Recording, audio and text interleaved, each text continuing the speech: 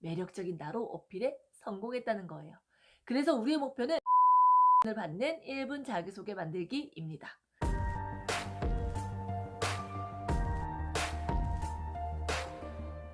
1분 자기소개 준비하다 보면 다들 이런 경험 있지 않으세요? 나라는 사람을 어떤 사람인지 어필해야 하나? 내가 얼마나 일을 잘하는 사람인지 어필해야 하나? 내가 왜 지원했는지를 어필해야 하나? 내용은 고사하고 방향 자체를 어떻게 잡을지 몰라 시작을 못하고 계시죠? 저도 그랬어요. 제가 29 면접 경험을 이전 영상에 담아놨죠. 참고해보시면 면접에 필요한 핵심 포인트도 알 수 있으니 혹시 못 보신 분들은 앞 영상을 먼저 보시고 오시는 게 좋으실 거예요. 위에 링크 달아드릴게요. 오늘 영상에서는 1분 자기소개를 쉽고 빠르게 작성할 수 있는 방법을 알려드릴 거예요. 제가 말씀드리는 방법대로 쓰신다면 합격의 길이 확 열리는 걸 느끼실 수 있으실 거예요.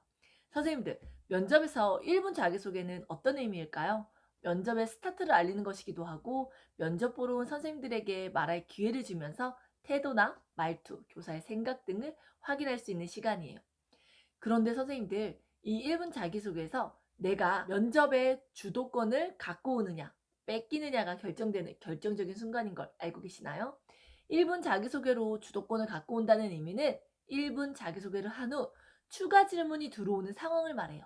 나의 자기소개를 듣고 면접관이 질문한다는 것은 면접관으로부터 궁금증을 유발했고 나를 더 궁금하게 만들고 관심을 끌게 했다는 의미인 거죠.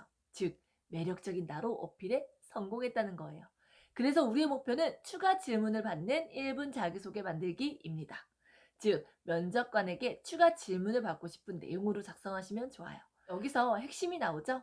추가 질문 받는 자기소개를 하기 위해서는 저는 하얀 도화지 같은 교사입니다. 뭐 이런 식의 미사여구를 가득 넣은 추상적인 자기소개가 적합할까요?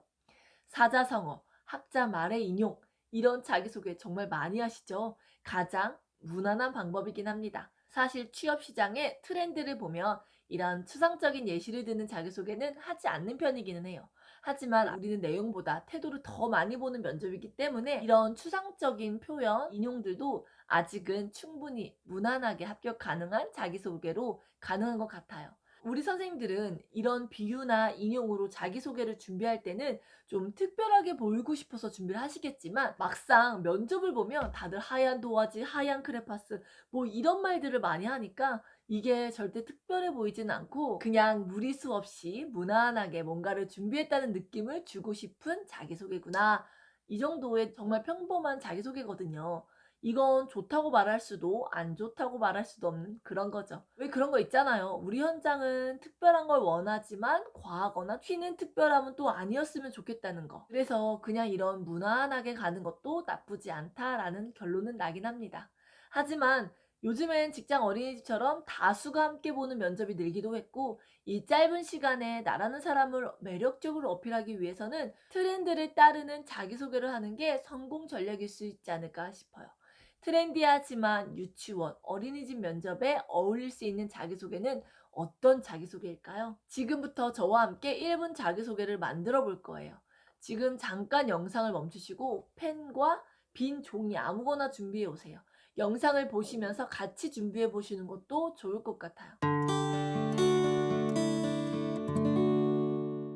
준비해 오셨나요? 우선 해야 할 것이 나를 표현하는 소재 혹은 키워드를 찾아야겠죠? 면접을 볼 때 나를 어필하고 싶은 하나의 소재를 찾아야 하는데 그 기준은 원장님이 뽑고 싶은 교사의 모습을 생각해보면 쉽게 찾을 수 있을 거예요. 나의 캐릭터를 설정해야 하는 이유는 면접관에게 나를 이해하는 영역을 선생님이 직접 설정해 주시는 거예요. 범주화 시켜주는 거죠. 근데 그 영역의 기준은 뭐다? 원장님이 뽑고 싶은 교사의 모습. 그럼 원장님이 뽑고 싶은 교사의 모습은 어떻게 찾을 수 있을까요? 두 가지 기준으로 찾을 수 있어요. 첫 번째 기준은 일반적인 기준이에요. 모든 직장은 일은 잘하지만 말은 잘 듣고 예의 바른 사람을 원해요. 이걸 기준으로 유치원이나 어린이집에서 원하는 교사의 모습을 키워드로 말씀드리면 융통성, 고객 감동, 시간 관리, 부지런함, 사랑이 넘치는 친절함, 유능함, 눈치 빠른, 끈기, 참을성, 열정, 꼼꼼함 뭐 이런 것들이 있을 거예요. 두 번째 기준은 그 원의 원훈, 교사상 등을 찾아보시면 됩니다. 홈페이지에 가서 원훈이나 교사상을 보시면 원이 추구하는 방향을 보실 수 있죠. 원은 프로젝트 레지오를 추구하는데 본인의 강점이 꼼함이라고 해서 꼼꼼하며 차분하다라고 어필하면 될까요? 꼼꼼함으로 아이들의 니즈를 잘 파악하고 준비를 철저히 해주어 아이들의 생각을 잘 펼칠 수 있다고 어필하는 게 낫겠죠? 이런 식으로 두 가지 기준에 맞는 나의 성공 경험이나 특별한 경험을 찾는 것이 우선입니다. 어떤 이야기든 어떤 소재든 상관없어요. 나를 잘 어필할 수 있는 소재이면서 기관에서도 원하는 모습을 찾아보세요. 근데 사실 1분 자기소개는 서류가 통과된 상황에서 하는 것이기 때문에 이런 키워드는 이미 자소서 작성 시 어느 정도 잡혀있는 상황이실 거라 어렵지 않으실 거예요. 그리고 자소서의 내용과 겹쳐도 되냐는 질문 많이 하시더라고요. 겹쳐도 됩니다. 방법이 두 가지가 있어요. 자소서에 썼지만 한 번 더 어필하기 위해서 자기소개에 활용하거나 자소서에 쓰고 싶었는데 흐름상 뺄 수밖에 없었던 내용을 자기소개 때 넣는 것도 좋은 방법입니다. 잠깐 영상을 멈추시고 종이에 나의 성공 경험이나 어필하고 싶은 좋은 습관 등을 한번 적어보세요. 이 경험과 습관들은 거창하지 않아도 돼요. 내가 성장했다면, 나의 능력을 발휘했다면 어떤 경험이든 상관없어요. 경험들을 쭉 적어보시고 그 옆에 함축된 키워드를 적어보세요. 조금 더 방향 설정하시는 데 도움이 되실 거예요. 참고로 자기소개 목표는 뭐라고 말씀드렸죠?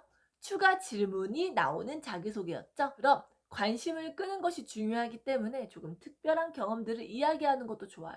특이한 습관, 특이한 성격 이런 것도요. 자, 모두 적어보셨나요? 계속 펜과 종이에 적어가며 같이 1분 자기소개를 쉽고 빠르게 만들어 보면 좋을 것 같습니다. 지금 적어 놓으신 경험들은 내 생각 정리를 하는데 도움되시라고 생각 정리를 해본 거예요. 이제 그걸 가지고 본격적으로 1분 자기소개를 만들어 볼게요. 1분 자기소개 형식은 4단계로 작성하시면 됩니다. 첫 단계는 저는 땡땡땡한 교사입니다 하고 한 줄로 요약해 주세요. 두 번째는 경험을 이야기하는데 경험 한두 가지를 이야기하거나 경험, 인성에 관한 이야기를 하세요. 세 번째는 1번과 2번을 하나로 묶어서 결론을 내주세요.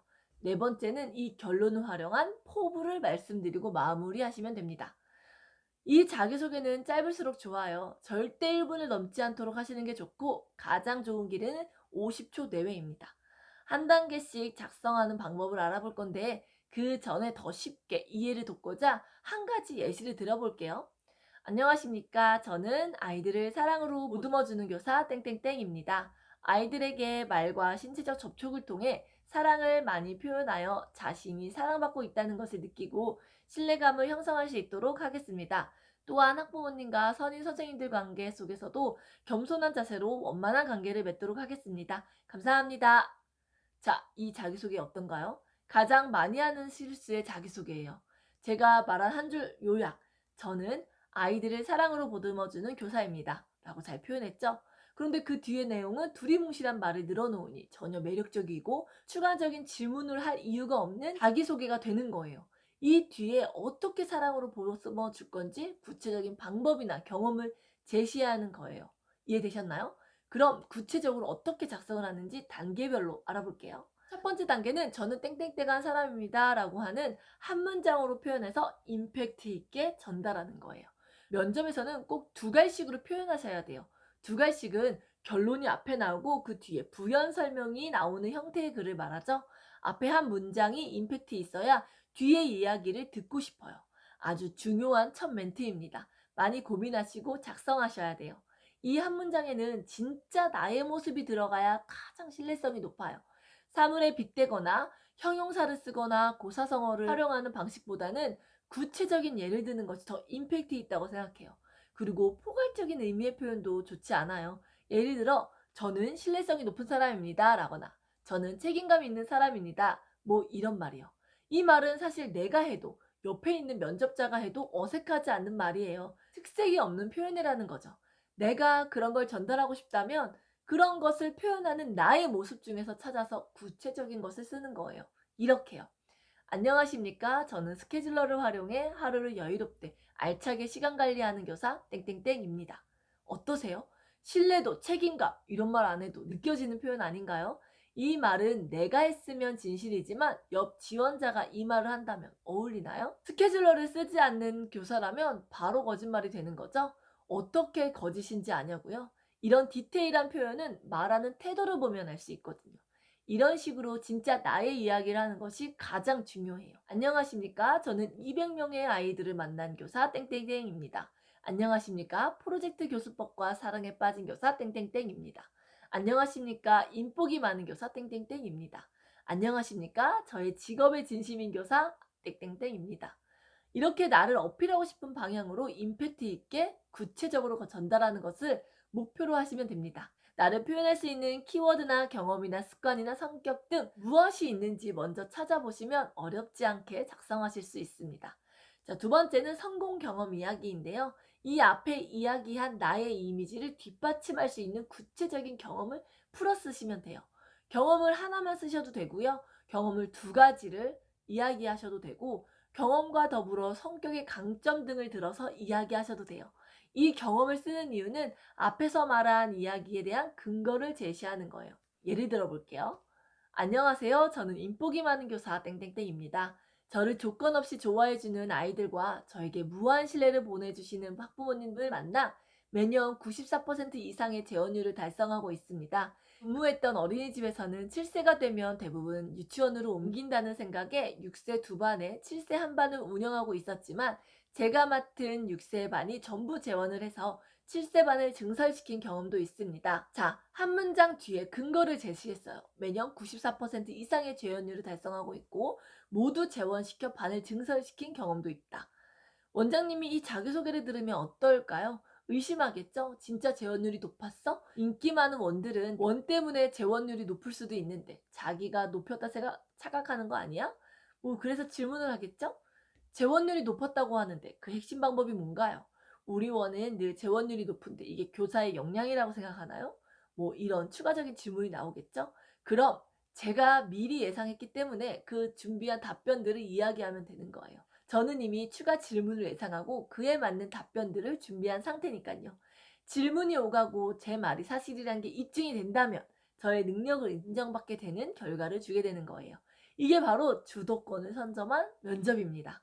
다른 하나의 예시를 더 들어볼게요. 이번에는 초임 교사의 예를 들어볼게요. 안녕하십니까. 늘 힘들고 어려운 곳만 골라 실습을 해왔던 작반 어린이집 지원자 땡땡땡입니다. 학부 시절 실습 원을 선정할 때 조교 선생님께 가장 힘들고 가장 어려운 원으로 연결해달라고 매번 부탁을 드려 동기들이 피하는 곳에 자발적으로 지원해서 실습을 해왔습니다. 아무리 쉬운 곳을 가도 부담되고 어려울 수밖에 없는 실습이지만 힘들고 어려운 원은 배울 게 많은 원이라 생각했고 성장의 기회라 생각했기 때문입니다. 자, 이런 자기소개를 들으면 어떤 질문이 올까요? 실습한 원이 얼마나 힘들었나요? 실습한 곳에서 어떤 피드백을 받았죠? 실습한 곳에서 좋았던 점과 힘들었던 점이 어떤 것이 있나요? 뭐 이런 추가 질문들이 많이 나오겠죠? 자, 이 두 번째 단계의 핵심 포인트는 진짜 나의 성공 경험이라는 것과 추상적인 표현보다는 사실적이고 직접적인 표현으로 써야 한다는 거예요.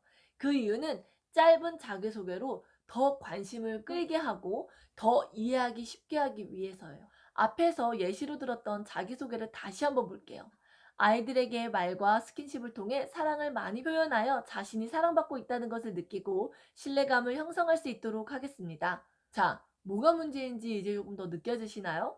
저는 아이들을 사랑으로 보듬어주는 교사 땡땡땡입니다. 이 다음에는 구체적인 예시나 방법 등을 이야기해서 첫 번째 내가 던진 이 말에 경험과 사례를 통해 근거를 제시해 주셔야 해요. 이해되셨죠? 그리고 세 번째 단계는 정리를 해주시면 됩니다. 1분 자기소개는 듣는 사람이 생각하게 하면 안 돼요. 별 생각 없이 듣기 때문에 직관적으로 1번과 2번은 하나로 연결해서 다시 정리해서 결론을 만들어 주셔야 돼요. 그게 바로 세 번째인 단계인 거예요.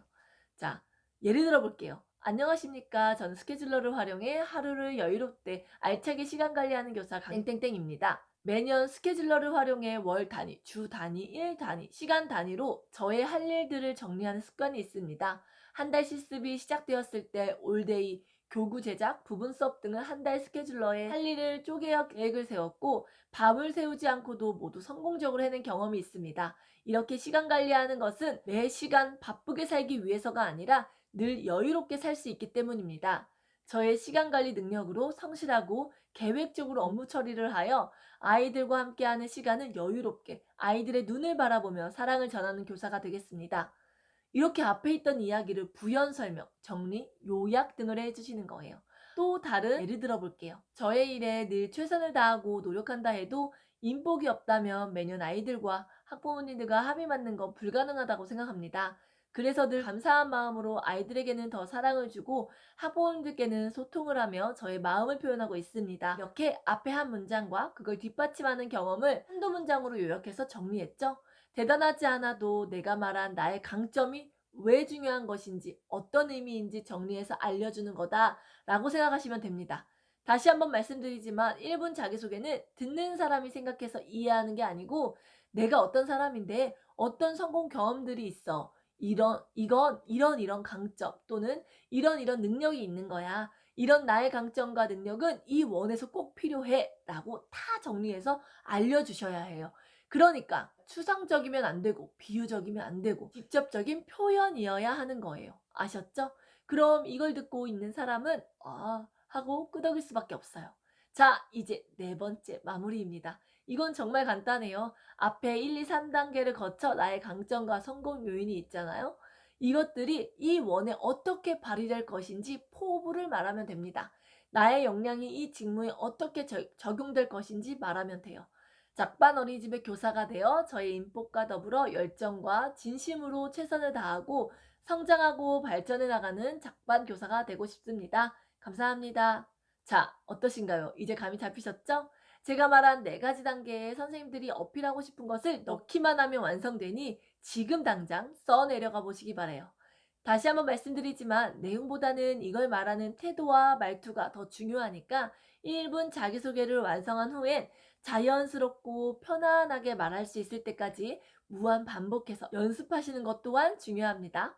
우리 선생님들 주도권 잡는 1분 자기소개로 면접까지 합격하시길 바랍니다. 지금까지 영상 봐주셔서 감사드리고요. 도움이 되셨다면 구독, 좋아요, 알림 설정 부탁드려요. 다음엔 더 좋은 영상으로 찾아뵙겠습니다. 감사합니다.